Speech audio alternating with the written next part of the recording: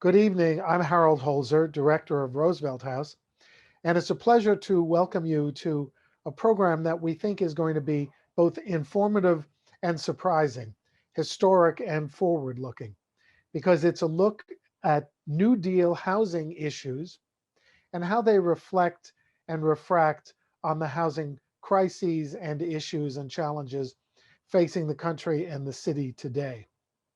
In recent months, the 100 days of legislative action and proposals by the Biden administration have been compared mostly favorably to those in the legendary 100 days of Franklin D. Roosevelt, from whose home we are speaking online today.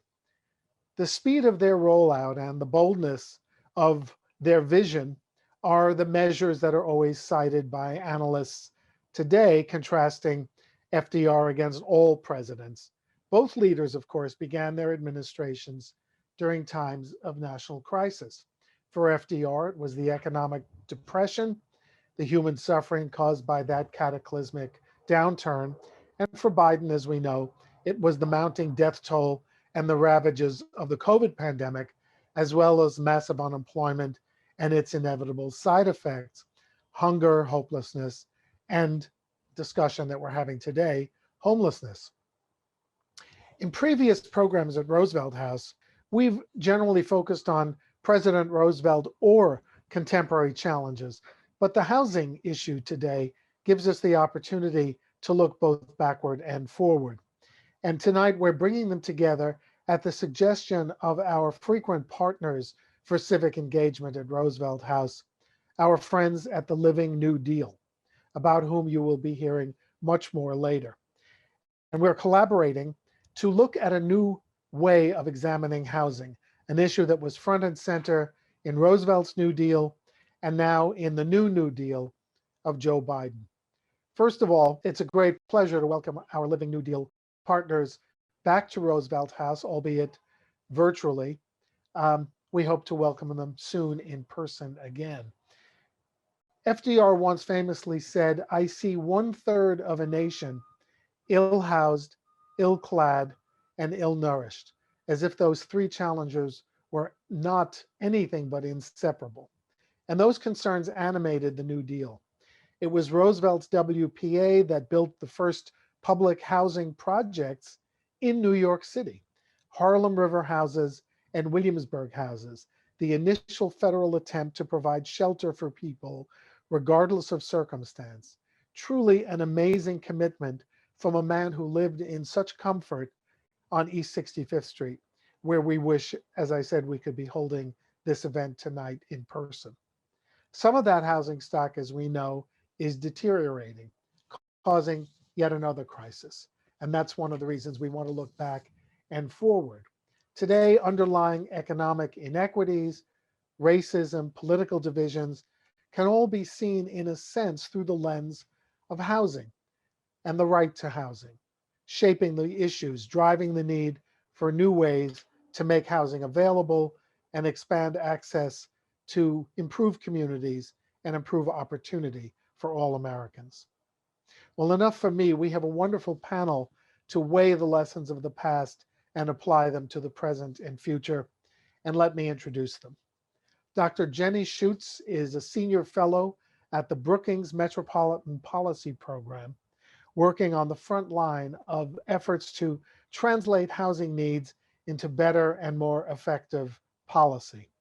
A widely known and deeply respected expert in urban economics, her work has appeared in the New York Times, the Wall Street Journal, the Washington Post, and Slate. During the pandemic, her focus has expanded to include local strategies for renters who are facing potential eviction. Before joining Brookings, Dr. Schuetz served as a principal economist at the Board of Governors of the Federal Reserve System. Hunter's own Matt Lasner is associate professor in the Department of Urban Policy and Planning, where he provides the next generation of urban planning leaders with the inspiration and historical perspective needed to tackle tomorrow's challenges. A founding editor of the online journal Platform, Matt's writing on the culture, Politics and Design of 20th Century Housing has appeared in the New York Times and The Nation, among other platforms. His co-edited volume, Affordable Housing in New York, The People, Places, and Politics That Transform the City, has become essential reading, especially during the pandemic. We welcome Matt back to Roosevelt House. Before we turn to the conversation between Dr. Schutz and Professor Lasner, please welcome, for some New Deal era context, our Roosevelt House historian and curator of such exhibits here as The New Deal in New York City, 1933 to 43, and A Lens on FDR's New Deal, photographs by Arthur Rothstein, both, by the way, available online. Welcome our own Deborah Gardner. We're very grateful to Deborah for all that she does for historical preservation and the exhibition program at Roosevelt House, and for bringing this program to us through her work with the New York City chapter of the Living New Deal. We salute Deborah for her hard work and her courage. She is truly an inspiration to all of us. So enjoy the program, and please welcome our own Deborah Gardner. Thank you, Harold. Let me say a word about the Living New Deal, which was started in Berkeley about 10 years ago to educate Americans about the New Deal, its heritage, and document its achievements. Starting with a mapping project to identify New Deal sites around the US, it has expanded to offer public programs, promote extensive resources on the New Deal, and take action to support certain New Deal projects. And this is what the map of the New Deal looks like in New York City, a partial snapshot, which is produced by the Living New Deal. There are also maps of Washington and San Francisco. The New York chapter of the Living New Deal was founded 3 years ago and organizes public programs and walking tours, and has embarked on a project to place historical markers on New Deal projects throughout the city, which were largely left off, so that residents will see what was accomplished when government invested in the collective public good. Thanks to assistance from advisor Ruth Messenger, we were able to work with the New York City Parks Department to place the first set of 11 New Deal funded pools and identify them around the city. And you can see a picture of our marker at the Red Hook Pool Recreation Complex. The history of the New Deal and housing is complex and big. It involves policy and practice.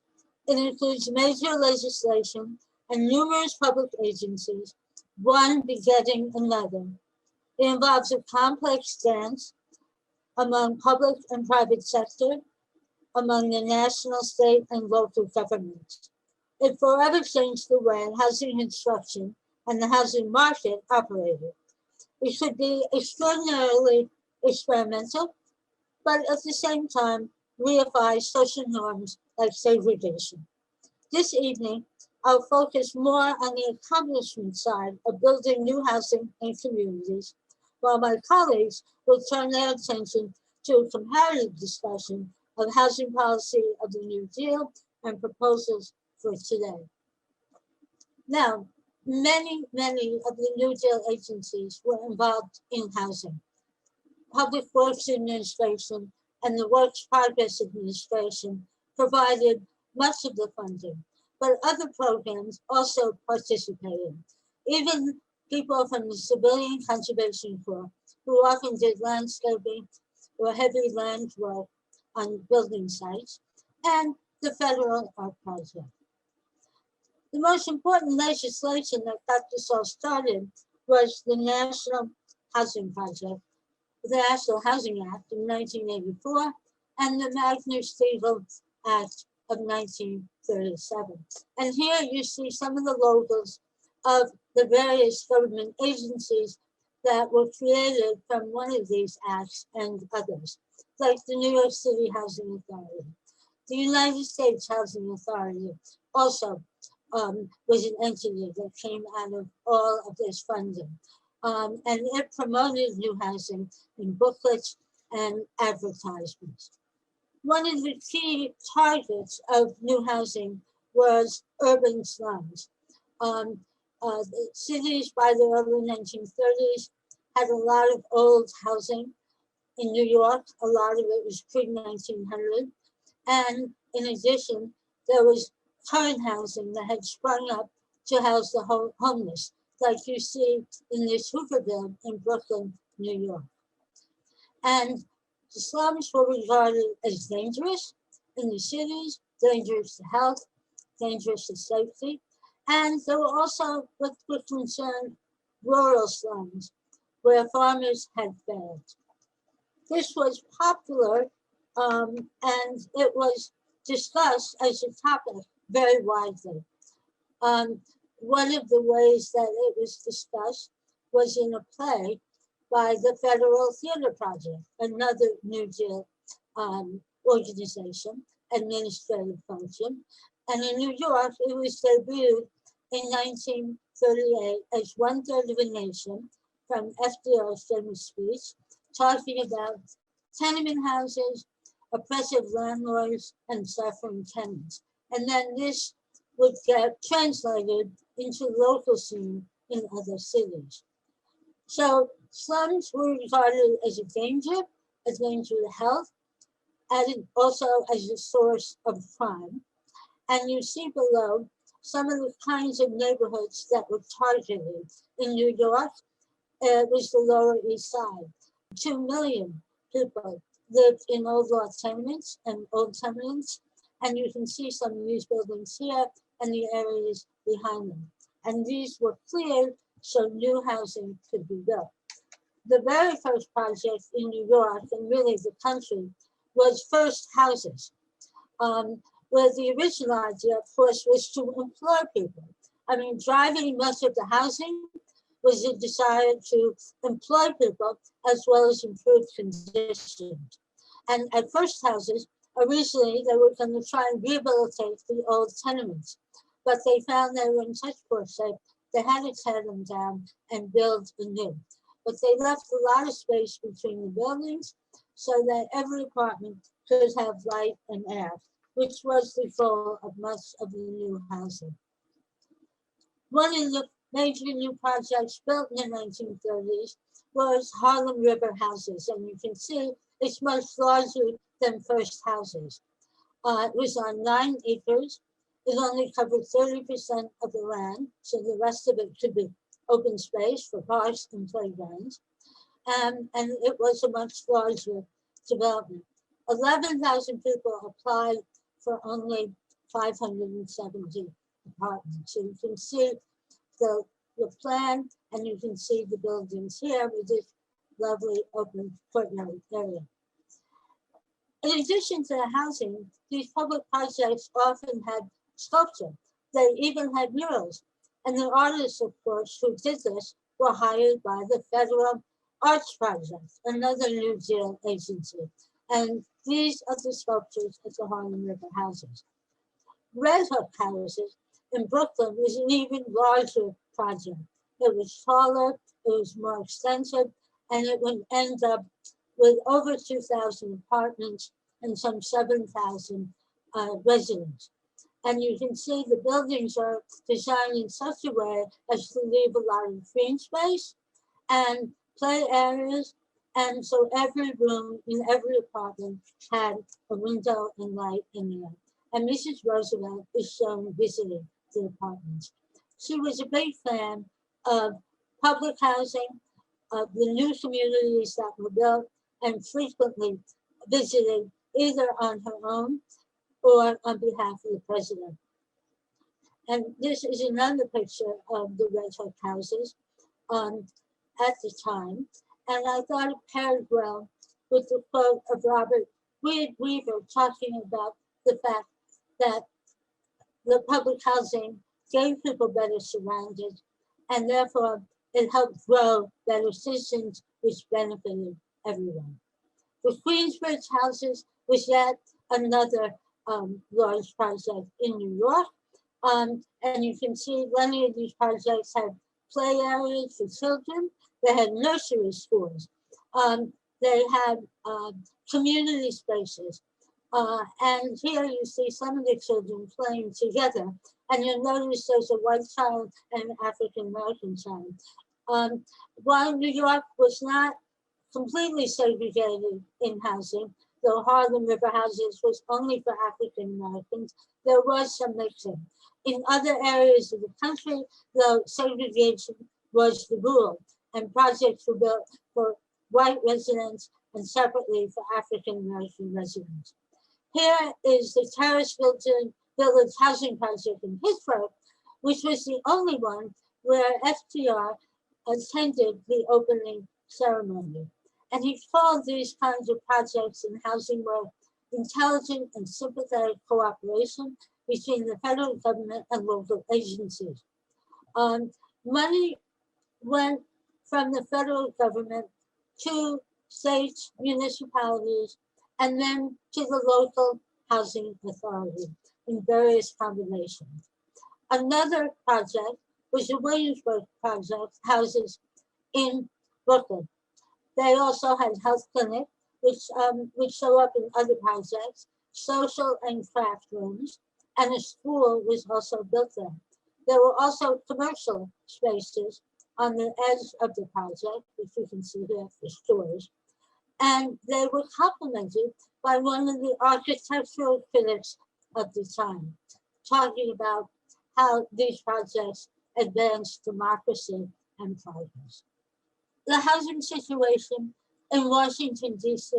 was also very detrimental to its African-American residents.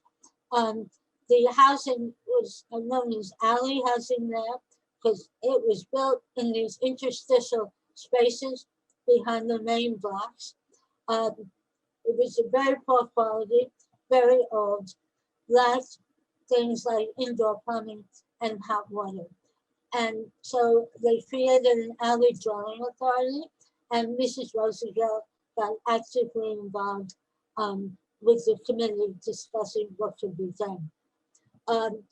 Much of it was torn down in the name of urban renewal, and new housing projects for African Americans were built nearby, not on the exact spot. And as was true for much other housing, often the residents who were displaced when the old housing was torn down did not qualify for the new housing because you needed to have an income. Here again, you can see these two Washington projects and sculpture and a frieze on the buildings. Now, another form of housing assistance were homestead communities, which were built for people who basically had jobs but needed better housing and an assist. And they were built with homes that came on 1 or 2 acres so that people could grow some of their own food. And actually in this one in Texas, you can see some wildlife wandering around the area. And people often created community groups and brought in new kinds of industries to supplement their income.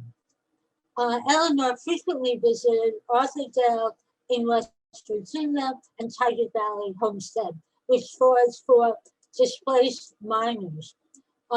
She visited the homes, she visited the community center, she visited the hospital, and she was a frequent guest at high school graduation ceremonies and social events like the spread dance. All during 1936-37, she frequently went down, often took her friends. Resettlement communities were yet another way of helping Americans.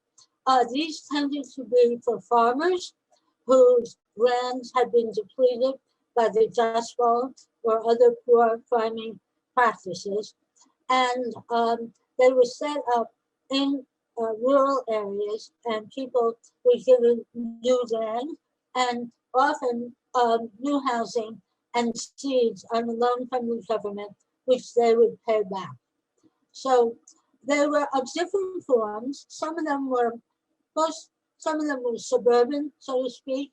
So the one in Virginia that you see here for African American workers, they worked in shipyards. This one was rural, and the farmer had received a new home and money for planting, even though he's still using a rather old-fashioned way of plowing. There were many kinds of housing that were funded by the government. There was military housing. There was housing in the national parks. There was housing in hospitals for doctors and nurses. And there was also migrant labor camps, which was desperately needed for people who had migrated, especially to California, away from the Dust Bowl, or those working in agriculture. They tended to be less substantial housing, but nonetheless, they were a step up for many people who were barely living on their trucks or in tents. Yet another kind of housing that was built was in a garden city. There were three of them built, Greendale, and Green Hills. Again, this is for people who are working. They often created co-ops, either to operate the houses or services at the settlement. They often had a mix of housing, such as apartment houses and single-family homes. And the farm cities were particularly known for the amount of open space that they had and the ways to connect and walk through the community without having to cross roads, as you see with this underpass. Here is one of the single-family house units, and people had gardens where they could grow their own food and flowers, and they had additional allotment gardens too. Eleanor was a visitor to these communities too. Now, by 1940, in one of his speeches, FDR talked about the fact that 500,000 people lived in new low-rent housing, and that it was important to go on and to get more of it, and that every section of the Union is richer for having antiquated, squalid stacks replaced by these bright, decent homes. And by 1944, when his State of the Union address, often known as the Second Bill of Rights, he included the right of every family to a decent home. There was much long-term success for many of these developments. This one in New York was built by a developer rather than a government agency, but the government made it possible by giving him a major construction loan in order to put up this project. And it continues on today. Other long-term success would be the public housing projects which have endured, being carefully stewarded by their cities and housing agencies. Here's Red Hook Houses, receiving a major infusion of FEMA funds after Hurricane Sandy, and elements of it are being rebuilt in order to make it better adjusted in case of climate change. It was completely flooded by Sandy, and the power was knocked out for more than a year with temporary units brought in. And this is one of the elements that will help secure its safety in the future. There were failures. There were projects that were torn down because of the neglect of the local municipality, the failure to provide adequate funding, and many, many social challenges. The most notorious of these projects, and the largest perhaps to be torn down, was Pruitt-Igoe in St. Louis, which lasted barely 2 decades before it was basically abandoned and then destroyed. But public housing had a positive side. In addition to all the people who continue to live in it, many distinguished and accomplished people came out of public housing projects and went on to serious careers. And currently in the New York mayoral race, one candidate is touting his expertise in affordable housing, and hoping to bring it to New York City in the next mayoral election coming in November. And here is Sean Donovan, some of his ads on television with this theme. This concludes my presentation. Please visit the two exhibits that Harold mentioned that are online at Roosevelt House and the Living New Deal website. And now we're going to turn to our next speakers, Professor Matthew Lasner of Hunter College and Dr. Jenny Schutz of the Brookings Institute, who will now give you further conversation and discussion about the New Deal and current proposals for housing. Hello, everyone. Thank you, Harold, for that introduction. And thank you, Deborah, for that really incredible overview that I think sets things up beautifully for what Jenny and I will be talking about. Sorry, let me share my screen before I go any further. I've got some slides and Jenny has some slides. And the way we've decided to do things is, as Deborah made quite clear, the New Deal had a huge variety of housing programs, and there were a huge number of, housing was not necessarily the number one item on the agenda during the New Deal, but it was a top issue throughout, and there were so many programs and policies. But what Jenny and I have decided to do is to kind of interrogate a few specific areas of policy. And I am going to begin each sort of a policy area with my own kind of historical overview, focusing less on what was built, although I do have a lot of images, and more on policy questions. And that will sort of set things up for Jenny to introduce some of the issues that are being discussed today as part of both the series of Biden bills, but I think also more broadly in terms of the sort of conversations around affordable housing policy in the 2020s. And so to begin, the first area that we are going to talk about is mortgage lending, which of course is part of a broader effort to promote and secure home ownership. Sorry if I can just advance to my first actual slide. And so, one of the most urgent crises that FDR and before him Hoover, that we as a nation faced during the Depression, was foreclosure. At the sort of peak of period 1932, 1933, about 250,000 homes a year were being foreclosed upon.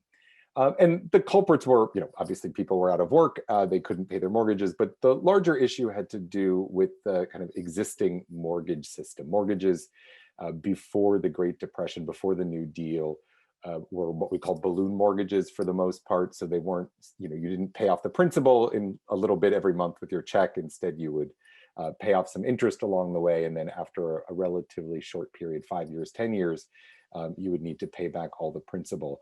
And of course, many people did that by simply recycling old mortgages into new mortgages. But when you went to the bank, if your mortgage came due in 1929, 30, 31, 32, of course, there was no money to secure a new mortgage. And so even before the New Deal, Hoover had started to kind of wrestle with this, and he convened a big conference in 31. And in 1932 set up the home loan bank system that was intended to do a bunch of things, including to make direct loans to homeowners who were suffering sort of at the moment. And as it turned out, it was too cumbersome. It was a small program. It operated slowly. It was poorly administered. I mean, very different in conception, but reminds me a lot of what happened with HARP and HAMP back in 2009, 2010. Obama, announced these kind of big initiatives to deal with the foreclosure crisis, and they ultimately sort of did very little. Here we see a family being evicted. This is an old real estate ad from Chicago from the 1890s, sort of demonstrating one of the early primitive financing systems, $10 down and $10 a month, but on a contract for deed basis. So you miss a payment, you lose the house, and you don't even have foreclosure protections. Spring of 33, when President Roosevelt came in, he immediately promoted the idea for the Home Owners Loan Corporation, which some people refer to as Whole C, others HOLC. And he told Congress at the time, quote, "The broad interests of the nation require that special safeguards should be thrown around homeownership as a guarantee of social and economic stability, and that to protect homeowners from inequitable enforced liquidation in a time of general distress, it is a proper concern of the government." And of course, there was no consensus that this sort of intervention in the housing market was the proper concern of government, as was the case with many arenas in which the New Deal tread. And so Whole C was set up, and beginning in the summer of 33 for a period of 3 years, was authorized basically to do refinancings, to buy old mortgages from banks, by sort of trading in the old mortgages for bonds that would be repaid over a period of time. And then in turn, the homeowner was given a totally new kind of mortgage, a 15-year loan at 5% interest, fixed, that was self-amortizing, that really kind of approximated the kind of mortgages that we think of today. And this was available to owners of 1 to 4 family houses worth up to $20,000, which is a high threshold in the 30s, about $1.3 million today. Here we see the opening of a HOLC office in Detroit in 33.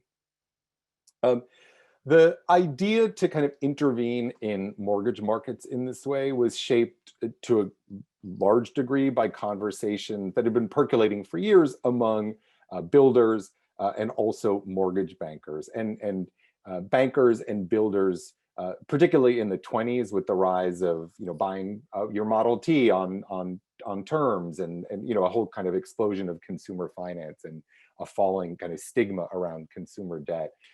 And so, builders and lenders had started to offer new houses and co-op apartments on terms in the 1920s. So part of the impetus is coming from them, sell more houses.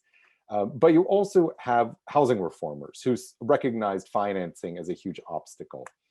Sunnyside Gardens is I'm sure we all know it. It's a famous kind of reform housing project built on a nonprofit basis in the 20s in New York, that's famous for its architecture and site planning, its gardens, but really is perhaps most important for its innovative financing. They sort of, in effect, you could sort of get the equivalent of a modern New Deal type mortgage back in the 1920s. And so this was something that reformers had in mind in the early New Deal.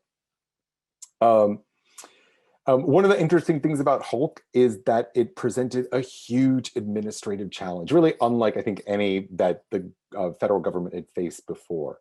After the law passed, within 3 months, the Federal Home Loan Bank Board set up more than 250 state and district offices all around the country. A month after that, so month 4, they were accepting applications. 40% of all eligible mortgage holders applied. 55% of them were approved. At its peak, HOLC was approving issuing 80,000 new refinancings a month. In the 3-year period, it did a million loans. And I would contrast this today with the pandemic rent subsidies, the distribution that we are totally seem to be bungling. So perhaps there are some lessons to be learned from HOLC in terms of distributing those funds. Meanwhile, a year later in 1934, we get the National Housing Act, which included provisions for all sorts of things, home repairs, for nonprofit garden apartments. But most importantly, it modernized the mortgage system for purchases and set up a system of 20-year, later 30-year fixed rate mortgages for 20% and then 10% and now 3% down. And it really revolutionized the whole field of metropolitan housing and created a system. Home ownership had never been so secure, stable, affordable, or broad as under FHA, but not without consequences. And of course, the major exception is with families of color, especially African-American families, who received only about 2% of FHA insured loans over the next several decades, forcing Black families to continue to rely on old unstable systems of finance like contract for deed, which Beryl Satter has written about in this extraordinary book, or to remain renters, creating intergenerational inequalities that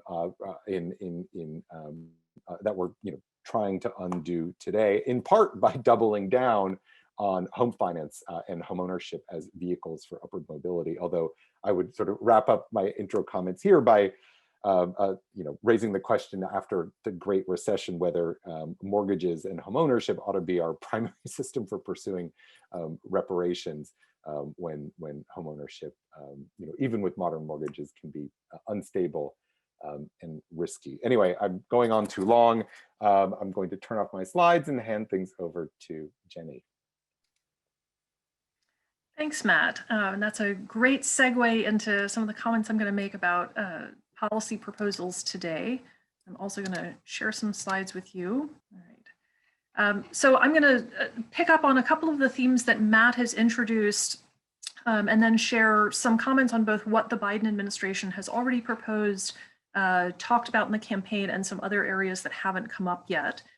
Matt did a great job of framing sort of the 1930s rationale for putting all of this government money and energy into designing a modern and stable housing finance system.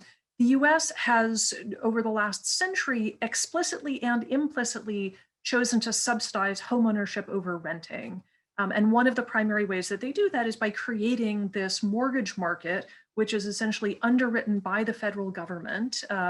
That sort of skipped over the transition from HOLC and FHA to the current system, where Fannie Mae and Freddie Mac provide the lion's share of mortgages to most home buyers, refinance. And so the federal government has a very large footprint in the mortgage market for the vast majority of homeowners today. That shows up as a subsidy because mortgages are cheap and easy to come by. So mortgage rates are much lower in the US than they are in many of other countries.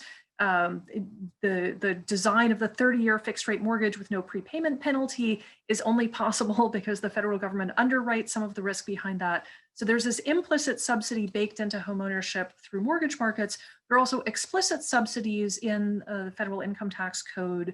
The mortgage interest deduction is the best known of these. Homeowners who have a mortgage above some threshold are able to deduct interest paid on their mortgage from their federal income taxes. That deduction shrank in the 2017 Tax Cuts and Jobs Act, and now is even actually more regressive. So we are subsidizing very high income households to buy very expensive homes and take out large mortgages without necessarily encouraging first-time home buyers, most of whom don't get any tax benefits from this. The social benefits of homeownership are often claimed as a rationale for these subsidies, that homeowners are somehow better citizens, that they take better care of their homes, they are more engaged in their kids' schools, more likely to serve on the PTA, that they vote at higher rates and get engaged in community and local politics. The evidence on this is a little bit thin. Economists have tried to study this a lot and sort of a little bit ambiguous whether they really exist. And I would argue on the flip side, homeowners are incredibly invested in the value of their home, which is their primary financial asset. And that makes them behave in ways that are actually not socially beneficial. In particular, that they push back on things like building low-income housing in their neighborhood because they see that as a threat to their property values. The biggest social drawback to homeownership as a primary wealth-building mechanism is that that's really in large part the cause or a contributing factor to very large and very persistent racial wealth gaps. And just to give you a little sense of what the data looks like, this shows you both the homeownership rates for broken out by race and ethnicity, and it also shows you the amount of home equity that different groups of homeowners have. So for those people who own their homes. And so we can see, for instance, that white households, non-Hispanic whites, about 70% of them own their own homes, somewhat lower for Asian households. Hispanics, this is about 50%, and Blacks about 40%. And these gaps in homeownership are still very persistent, even if we look within income groups. So there's about a 30 percentage point gap in homeownership between Black households and non-Hispanic whites. In addition to that, if we just look at people who own their own home, white households and Asian households have more home equity in their house. So they have essentially more wealth stored up in this. These persistent differences in wealth get passed along through generations.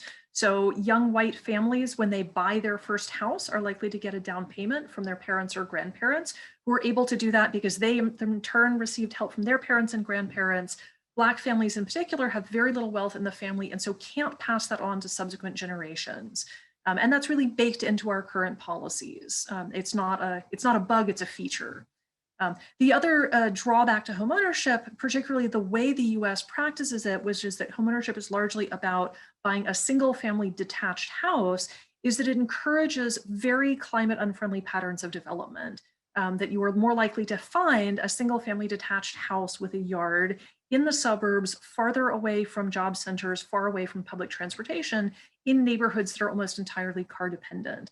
And so we continue to build these neighborhoods at very low density, which leads people to drive a lot. Large houses consume more energy. And so this is essentially unsustainable if we want to make a dent in climate change. The bias in US policy is not just confined to things that are explicitly about homeownership and in the mortgage system. It also shows up in things like zoning, which is set by local governments. Virtually every local government in the US gives preference to single family detached homes over all other kinds of structures. Most single family detached homes are owned. Most multifamily structures are rented. And so this is implicitly a way for communities to block rental housing and therefore renters and the people who are renters, which translates pretty directly into low-income households and Black and Latino households. So we have this persistent system of local land use regulation, which perpetuates racial segregation and blocks Black and Latino families from getting access to places that have some of the best public schools, access to jobs and transportation. So again, persistent segregation and persistent discrimination in our current systems. I will say there's some advantages in having a big federal footprint in mortgage markets.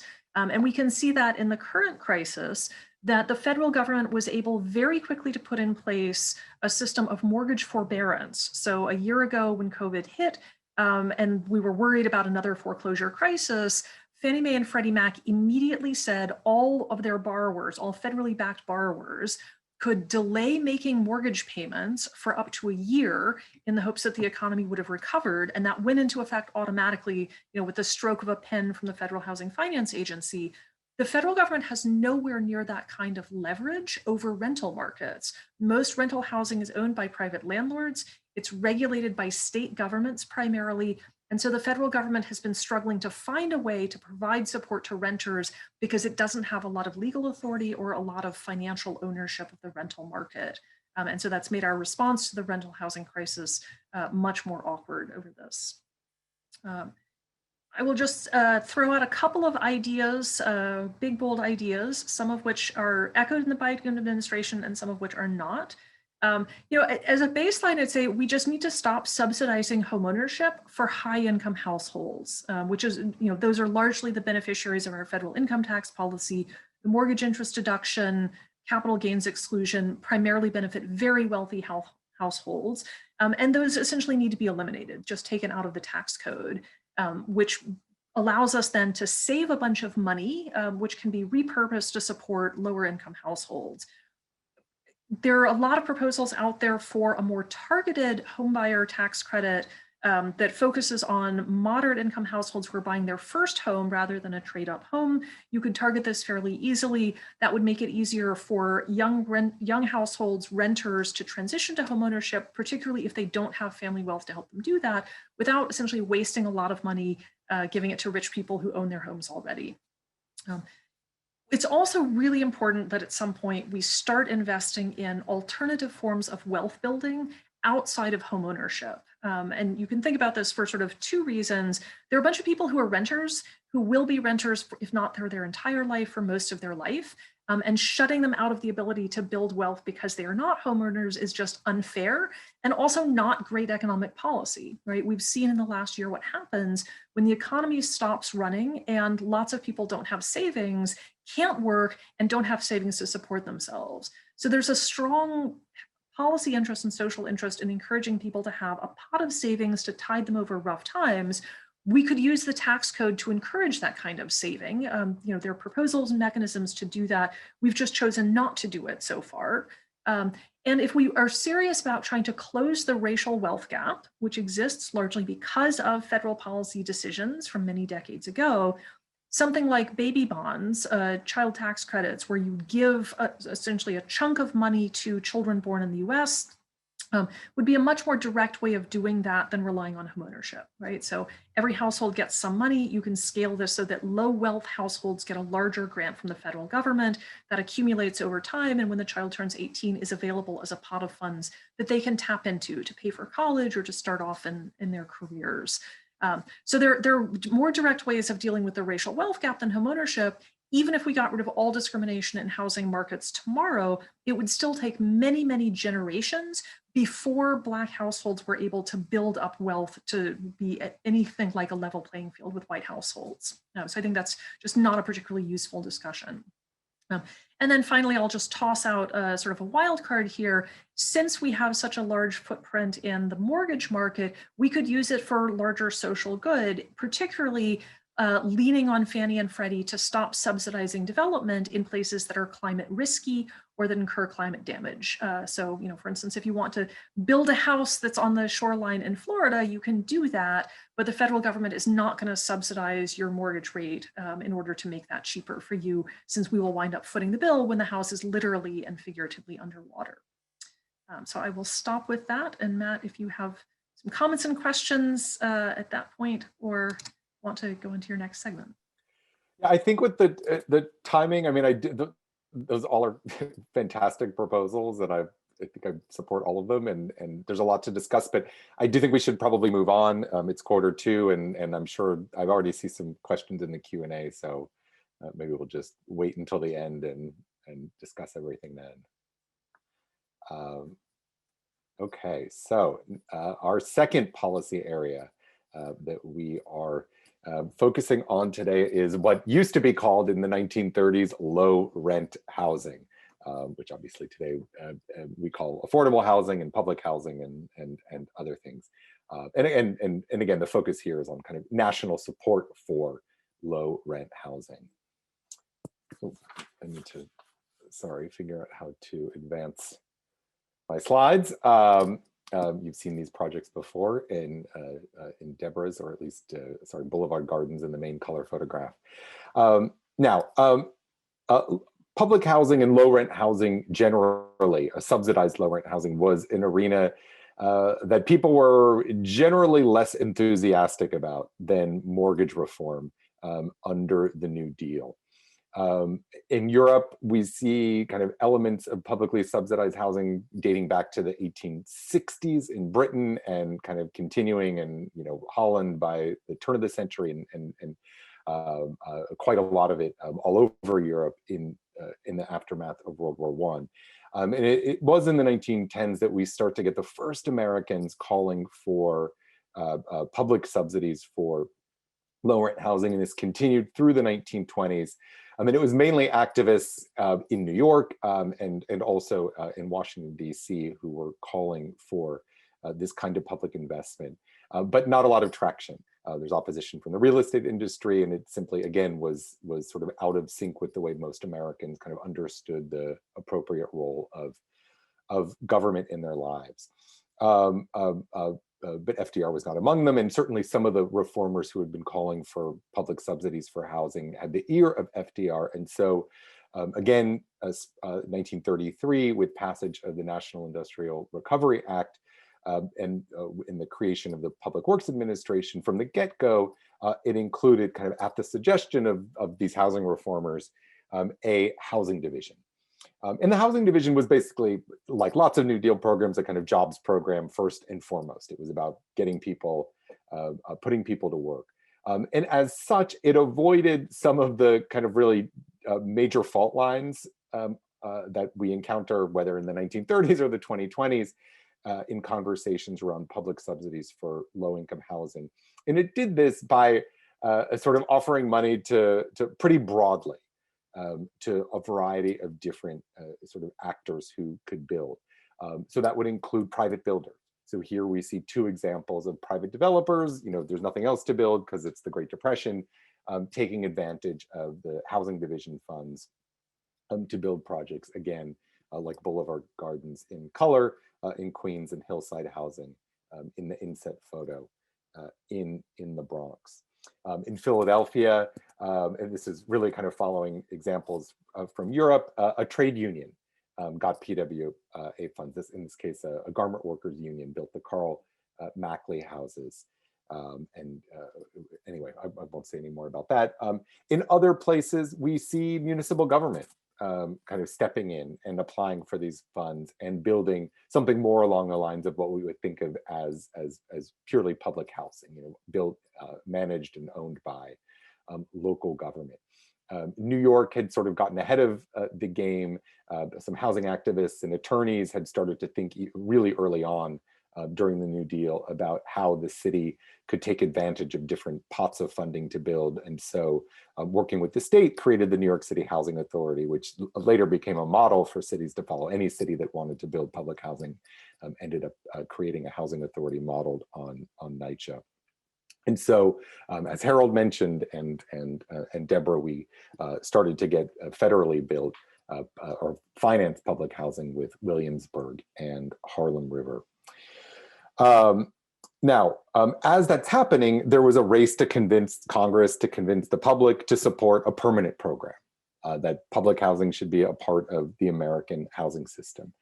And a lot of the focus was on things that seemed a little bit neutral, that would be sort of difficult to oppose. So public health, criminality, the health of infants and children. But then there are figures like Catherine Bauer, who was a reporter who had written for Fortune magazine about public housing in Europe, and then produced this book, Modern Housing in 1934, which really emphasized market failure, the incapacity of private builders to build for that ill-housed market. And she also emphasized the value of planning. And in large part through her efforts, we saw the Wagner-Steagall Act, or the Housing Act of 1937, which was our first permanent peacetime public housing program. But in getting that bill passed, there were a lot of compromises. There were a lot of some of those old disagreements that hadn't been resolved in PWA had to get resolved in this legislation. And there were compromises with real estate industry, and also compromises to mollify some within the progressive wing of the Democratic Party who wanted to see limited resources only serve the very poor, the most deserving. Whereas Bauer and others had a vision of public housing more like today we're talking about social housing, kind of non-market housing catering to a broader spectrum of families. And that was really her idea. But that got kind of written out of the 1937 bill. And so there are all these compromises that are kind of baked in: cost ceilings, income ceilings, a requirement that one unit of substandard housing be demolished for every new unit built, which in effect made it a kind of expensive slum clearance program, and so on. And so we see neighborhoods wiped out. Here's more kind of evidence of the kinds of displacement we saw through the public housing program. And it wasn't, again, as many housing reformers had anticipated. Bauer, for instance, really advocated for greenfield, kind of garden apartment, suburban forms of public housing, really what we think of by the 60s as new towns, kind of using the federal government to plan whole new kinds of environments, again, as part of this larger kind of public utility method of building housing. Here we're looking at Greenbelt again, which Deborah showed us, and then an FHA insured apartment complex called Glen Oaks in Queens. But again, this is not the system that we got. Instead, we got all of the thorny questions of the 30s. It sort of came to haunt us in the post-war decades and continue to really kind of poison the well around conversations today about how to invest and how to subsidize housing for lower income families of various kind of strata, very low income, extremely low, but even moderate income families. So questions remain about the capacities of the private housing market, about best use of government funds, about who deserves to live how and where, in what geographies, questions around the right to the city, and so on. And I would say that there's several historians who've referred to the 1937 Housing Act as a Pyrrhic victory, or as a sort of a case of smoke and mirrors, because the idea being that Americans never really were behind this idea, and so hence these compromises. And I'm not sure that these kind of fundamental issues are reconcilable today, even while I would argue we absolutely need this kind of subsidized housing. Anyway, again, I've gone on too long, so I'm going to stop sharing and hand things over to Jenny.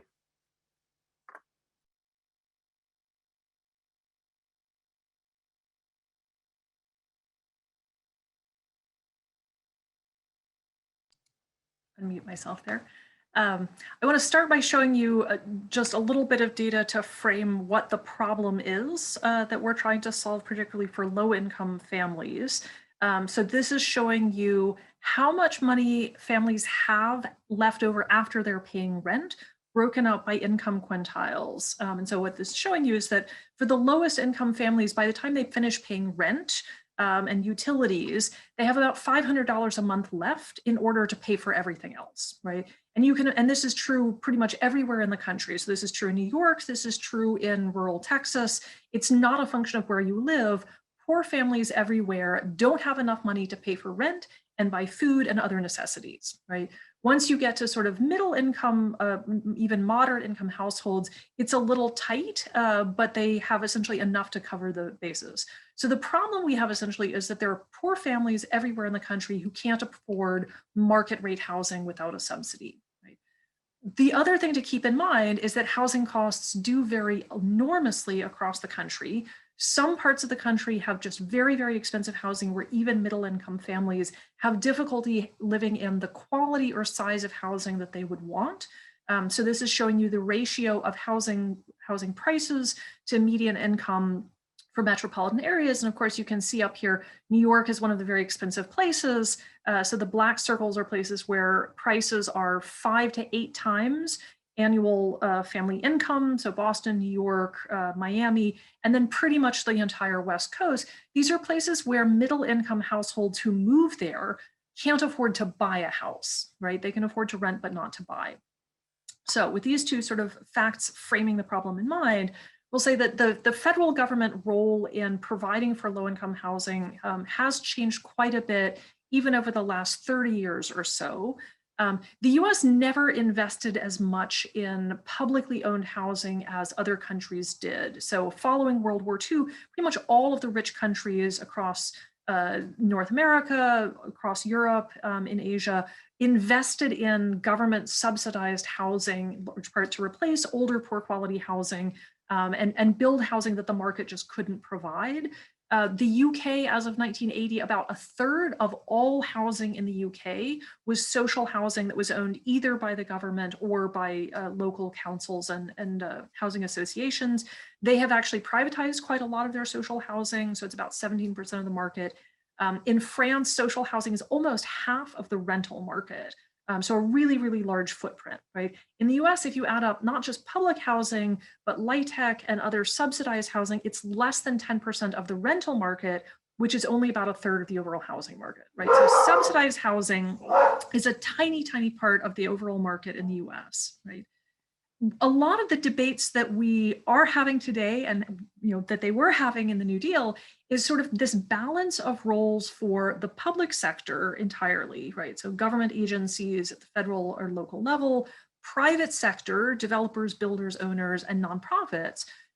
What's the appropriate role in all of the different stages of below market rate housing, right? So planning for it, providing land, doing the actual development and construction, owning the land and buildings once they're completed, managing the properties, so selecting tenants, taking care of maintenance, making sure that the properties still run well, providing the financing for all of these stages, right? You can separate these all out.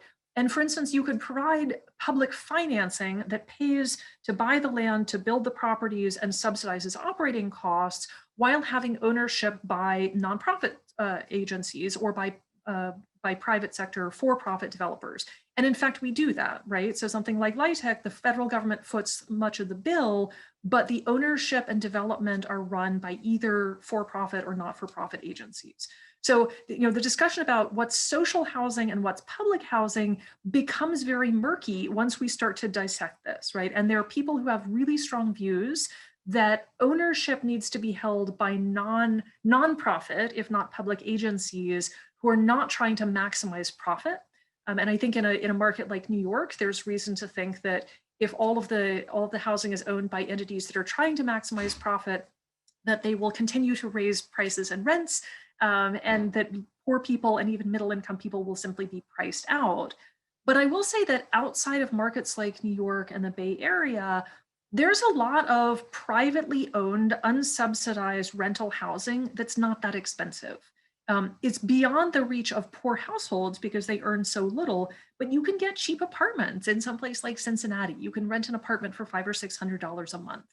And in markets like that, the question is, why should the federal government spend $300,000 to build a unit of, quote, low-income housing, which could be built much more cheaply by the private sector, and in some cases already exists with high vacancy rates in abundance, rather than just giving people money to pay the rent, right? So this is going to be a conundrum the US is never really going to solve at the national level. There's so much local variation in housing markets. There isn't one policy that's going to work for both Cincinnati and New York City, right? There just isn't. So, if I got to be housing czar for a day and wave my magic wand, there are a handful of things that I would do. One is that we just need to build more moderately priced rental housing, particularly in strong labor markets where people want to live. So all of those circles on the map, all of the places with the black circles, Boston, New York, South Florida, the West Coast, these haven't built enough housing in the last 30 years to accommodate population growth and income growth, because local governments have just chosen not to allow apartments to be built. And in many cases, just no apartments can be built at all. So we have to somehow get around these local land use laws to build more apartments where people want to live. Until you do that, you can't give people vouchers and tell them to go rent an apartment because there are no apartments available, right? Once you have enough supply, then we can give housing vouchers to all low-income families. And I will say that Germany and France, for instance, have an entitlement. Every low-income family is entitled to money that helps them pay for their housing assistance. It is not subject to an annual appropriation by Congress. The money is just there, the way we do food stamps in this country. The US has never done this. The Biden campaign last summer proposed making housing vouchers universal for all income households. They have not yet put that into any of their actual proposals. It would be enormously expensive to do, and there are some logistical challenges to actually using those, particularly in very tight markets, but that's ultimately likely to be one of the more effective tools that we have. I will say that there are also a lot of markets where there's abundant housing. It's not that expensive, but it's old and in pretty bad shape. So think of the Buffaloes and Syracuses of the world. And those are places where it's not really attractive to build new housing because the costs of construction are high, rents aren't going to support it, but you could do quite a bit with rehabbing the older existing buildings. That also goes for owner-occupied housing. There are a bunch of places like Philadelphia where you have tons of low-income homeowners in not very expensive homes, but they have pretty serious maintenance problems and the owners just can't afford to fix them. So low-cost grants for homeowners, for owners of older rental properties to fix them up would actually buy us a lot more usability, particularly in places where the location is fundamentally good. It's just that the housing is kind of old and needs some work. I am increasingly coming around to the view that it's worthwhile to have a federal baseline for tenant protections. Landlord-tenant law is almost entirely regulated at the state level, and there's enormous variation. New York has very strong tenant protections, possibly too strong, that backfires a little bit, but lots of places, particularly in the South, have almost no tenant protections. Landlords can essentially evict tenants for no cause with no notice, and those states have no interest in providing stronger protections.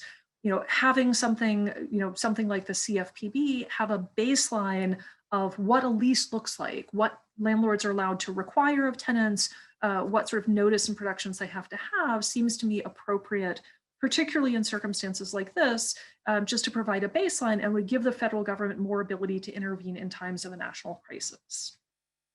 So I will stop with that. Great. We weren't quite sure how this was going to go, and we sort of teed up a conversation on a third topic, temporary and rural housing.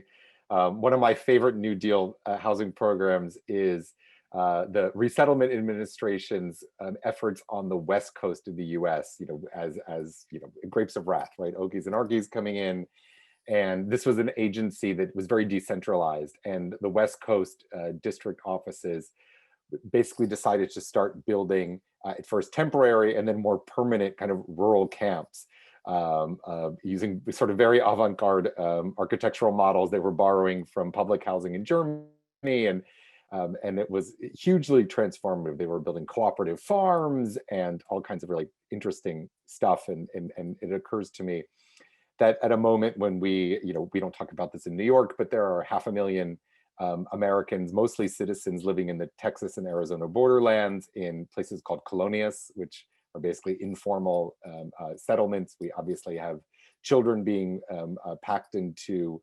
sort of former, oil man camps in Texas today, and we have tens of thousands of people living in tent camps. And I was going to sort of make a pitch for reviving the Resettlement Administration model. But I think we should probably take questions from our audience at this stage. Hello, Dr. Schutz, Dr. Lasner. Hello, Deborah. This has been great. There are some questions that the audience has asked throughout the program. I've picked a few of those out to read to you all.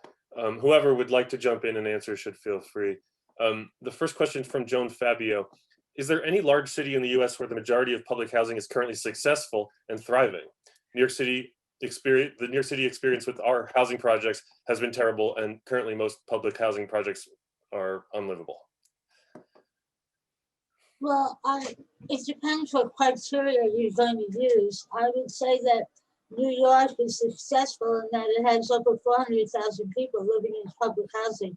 Now, a lot of repairs are needed, and they should use a lot more services, but nonetheless, that's a lot of people who are in shelter and not living homeless. And New York probably had the least amount of housing that was torn down. Other places tore down housing in order to get higher economic value from the land. Boston tore down a big project on the harbor so they could build housing that would command higher prices. Yeah, I mean, I would add that for all of the horrible problems at NYCHA, the sad fact is that New York is actually the model for public housing in this country. I mean, Atlanta, Chicago, virtually every other large city has neglected its public housing, has torn down quite a lot of it. There are places that have done sort of gotten ahead of the curve in terms of semi-privatizing their public housing stock. So San Francisco, Cambridge, Massachusetts have sort of paved the way for what NYCHA is now doing and trying to do to get some LIHTC money and private capital. But yeah, there aren't certainly no other kind of big cities that are doing better than New York, I think. Just let me add, there's an interesting modernization project underway where apartments are being fitted with new bathrooms and new kitchens with one-day turnarounds. So family is notified, you gotta get out of the apartment on a certain day, and they come in and they refit. So that kind of modernization and upgrade is very important and is going on now in the city.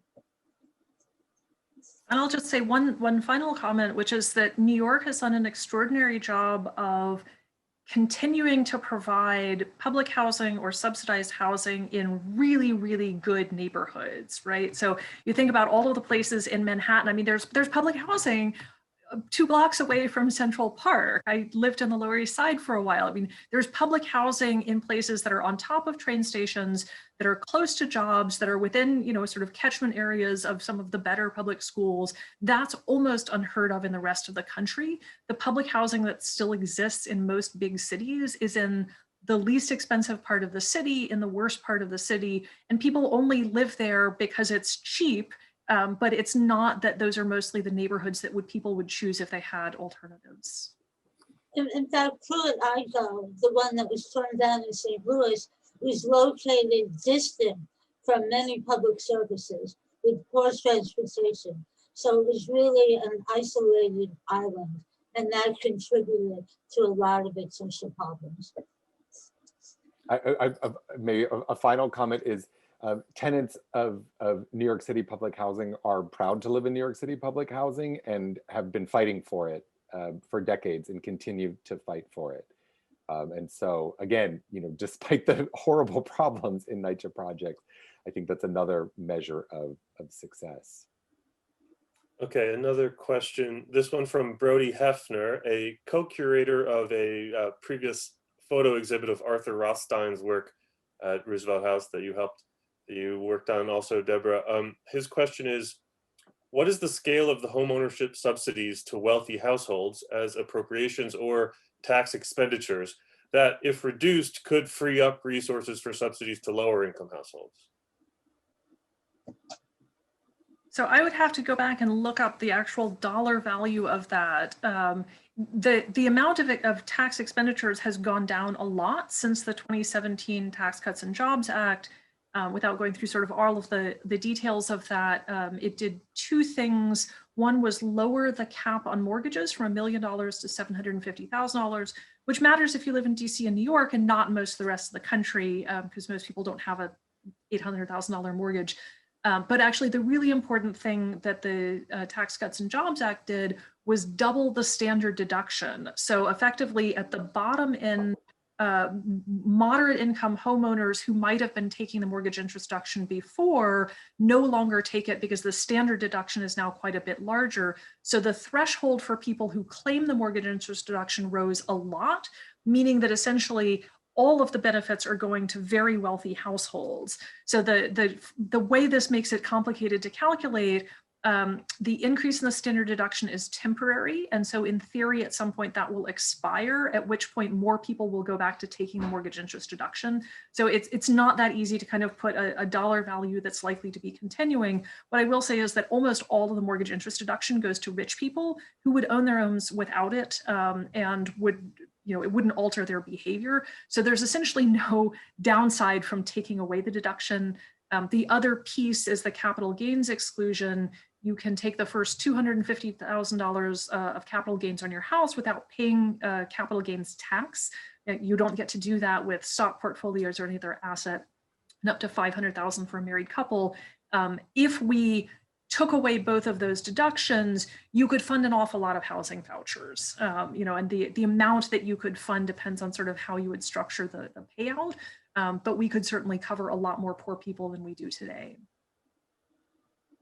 I don't have a better answer because it's been a long time since I looked at these numbers, but what I will say is that under the former president, we saw a dramatic reduction in that tax expenditure and not a penny more going to vouchers or to housing subsidies. So, I mean, just because we eliminate, we save some money in there, it doesn't mean we're going to necessarily spend it in the right place. There's still political questions. We're a rich country. We can afford to house ourselves well. And talking to a bunch of New Yorkers, I can throw out there that capping the SALT deduction, the state and local tax deduction at $10,000, by and large didn't hurt most middle income families in most of the country. That again creates additional money. So that, Chuck Schumer is pushing to reinstate the full amount of the SALT deduction. And as a progressive economist, I think that's not the best use of our money compared to, say, increasing the amount of money we spend on housing vouchers for poor people. But that bites very much in geographic areas. Moving on to the next question from Mark Koroshan. Does pegging rents to the average median income for a neighborhood work against affordability as that income level rises? and as the neighborhood changes and becomes more stable and more affluent? So I think this is about kind of a geographic targeting of AMI. I mean, because the way of rents are set in affordable housing is a function of kind of metropolitan-wide average incomes, and there've been a lot of arguments for and against amending that practice.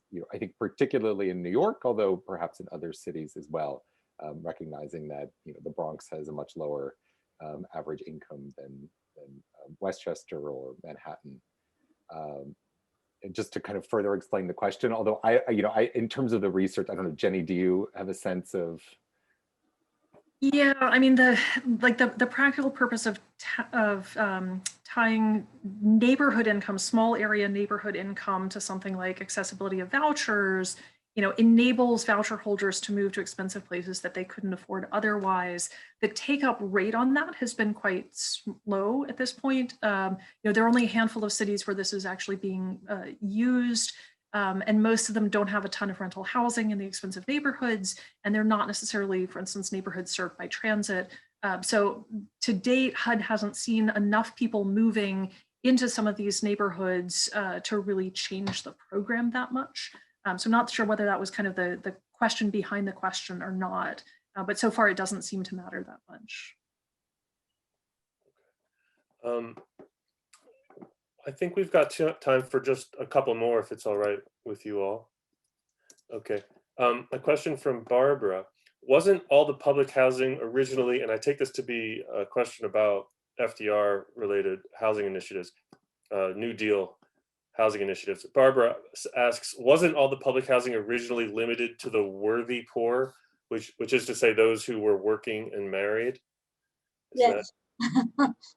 Yes, it was. It's a challenge to look at that historically and understand what was going on.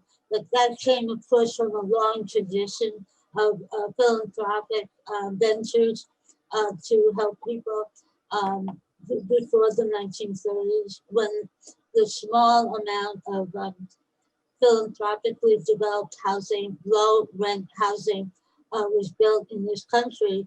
You had to qualify for as the deserving poor, deserving working class. And that came out of the European tradition, especially an English tradition also. So yes, that was the case. And of course, people who weren't worthy, who became homeless, were sent to the workhouse. And so there were these clear lines. But on the other hand, we see that among the New Deal programs, the vast variety of them did allow for people at the lowest end of the spectrum, like the migrant workers, the agricultural workers, to at least get some benefit from these programs. And thanks, Deborah. And as a final question from Caritha Christie, what's the missing piece? What is the missing piece from state and federal law that would ensure affordable housing in New York? I mean, to me, this gets back to Jenny's point that things look very different in New York City than in the rest of the country, but we are we're a federal system. I think as long as the Senate is structured as it is, and as long as the housing interests of kind of rural areas and suburban areas and smaller cities are fundamentally different than large, expensive coastal cities, we're going to sort of continue to sort of stay at this impasse.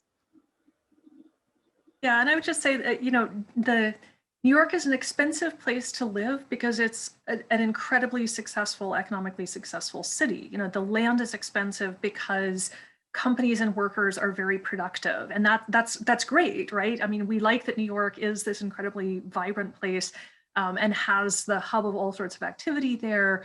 That people can have well-paid careers in lots of different fields, and that their jobs in lots of different areas that call for different skill sets.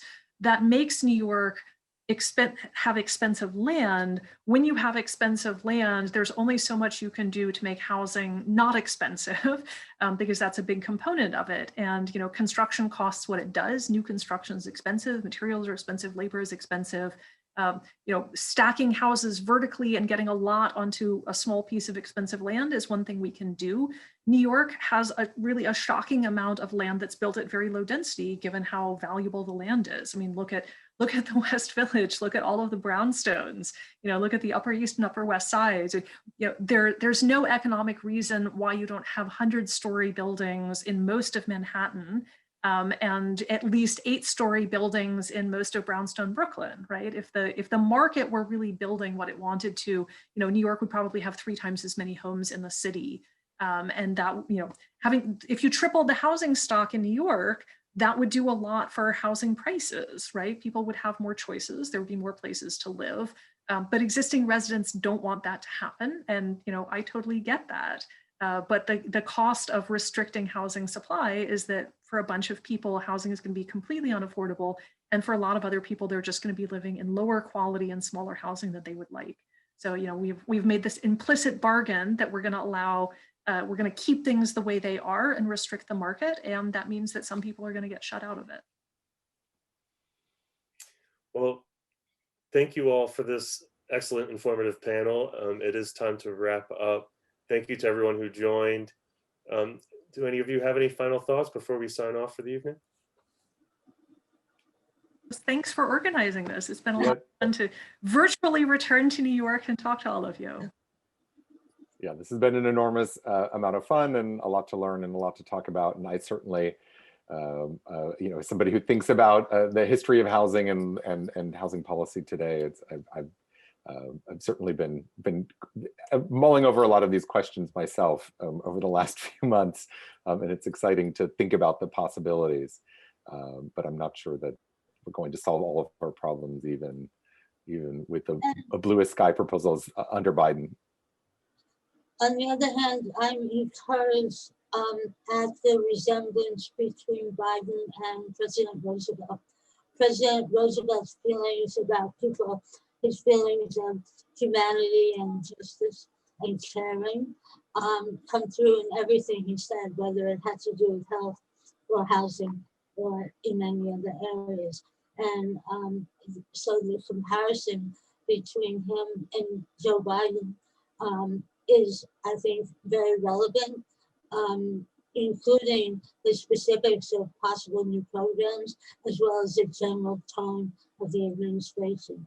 And I think our conversation today brought out what some of those comparisons and possibilities are.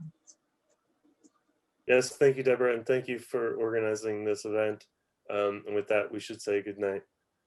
Thank you. Good night, everybody.